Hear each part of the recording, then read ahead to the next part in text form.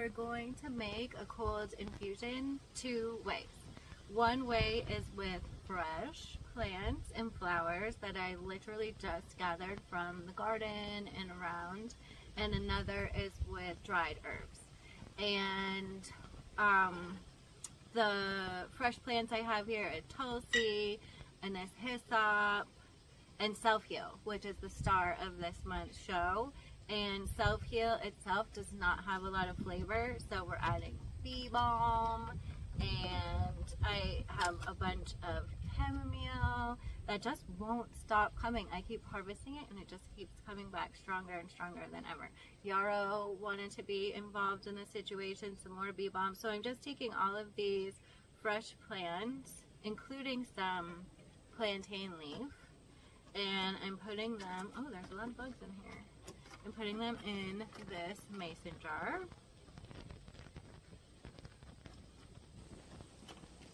And I forgot my water, so let me get the water. BRB. Okay, I got a lid and I got my water. This is just room temperature water. I'm just gonna pour it over the top, fill this up, and then I'm gonna cover it. And you can either leave it on the counter. It'll happen in just a few hours. It'll begin infusing, but I'm going to put mine in the refrigerator overnight and strain it out in the morning and drink it cold. I don't always like to drink refrigerated cold drinks, but lately it's really been hitting the spot. And what plants would you use to make a cold infusion versus a hot infusion with boiling or near boiling water? You're going to want to do a cold infusion when you have especially aromatic plants that are high in the volatile oils. You typically don't want to use hot water on plants for a long time. You can steep it in a 5 or 10 minute tea, but when you're doing a short steep, you're not drawing out all of the vitamins and minerals and nutrients that the plant has to offer. So, and if you have it in hot water and leave it for a long time, like in an overnight infusion with hot water, it's going to become too bitter because too many of those volatile oils are being released. So plants like chamomile, this is some dried chamomile from 2002, just the little dregs of it. So I'm going to put that in here for my cold infusion. And again, you can do a hot infusion or a hot tea with chamomile, but you can steep it for much longer in a cold infusion. Here's a little bit of red rose, which really helps me. Like the scent of it, the color of it, the flavor of it too, but more so the scent of it when I'm trying to get off coffee, which I am again, I don't know why. Rose just feels really special. And then, again, our superstar, Self Heal. This is also from 2002, some Self Heal that I dried after gathering. So you can put these dried herbs. You could also do it in a mason jar and just pour water over it. I'm using my little special tea pot. I also like to use a French press for this type of infusion too.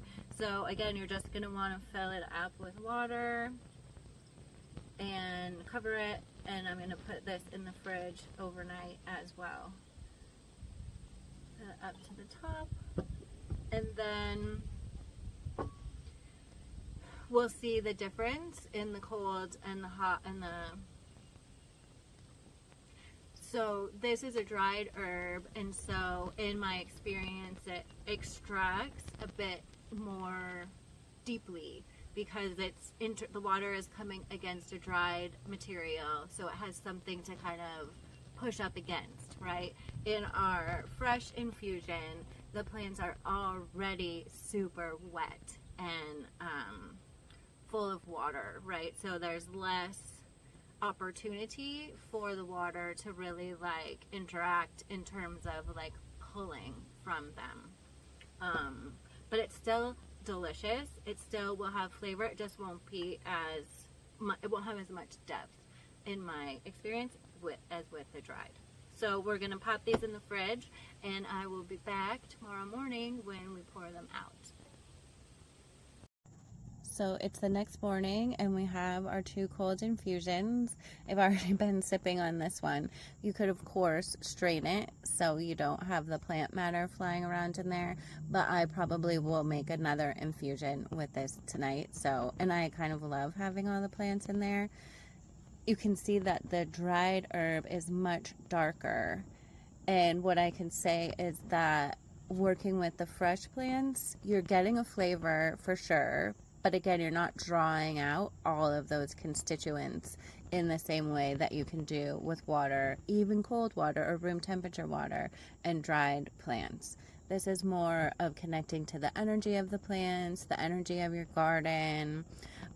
You're still getting some benefit, but it's a bit lighter touch.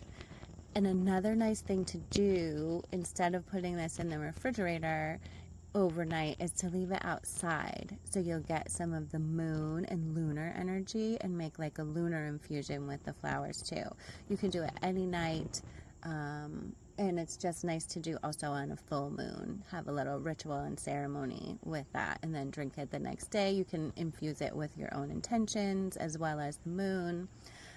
So it's just a really fun way to work with the plants while they're fresh and in season and right outside the door. And this you can do any time of the year. And again, you're going to get more of the vitamins, minerals, and those kind of nutrients by working with the dry plants, and more of the flavor too. So yeah, this is a really great way you can use Self-Heal, and again, all the other plants that we use too, but Self-Heal is a nice one just based on all the benefits that we've been talking about with Self-Heal. I hope you try it.